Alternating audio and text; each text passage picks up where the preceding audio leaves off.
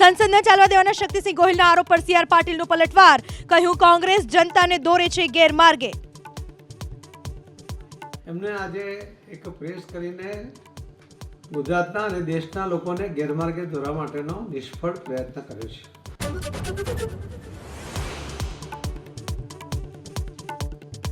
વગર વરસાદે ભૂવો પડ્યો અમદાવાદના વિજય 4 રસ્તા પાસે, પાણીની લાઇનમાં લીકેજથી માટીનું પણ ધોવાણ, એક સાથે 2 ભૂવા પડતા ઉઠ્યા અનેક સવાલ।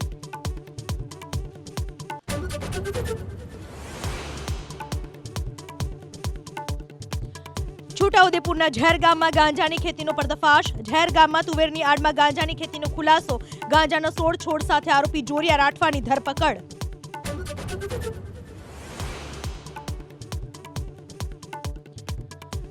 તાપીમાં બોગસ ડોક્ટરનો પર્દાફાશ, ડોલવણના ઘાણી ગામમાંથી સોમનાથ પટેલ નામના બોગસ તબીબને એસઓજી ઝડપ્યો, બોગસ તબીબ મકાન ભાડે રાખી ચલાવતો ક્લિનિક।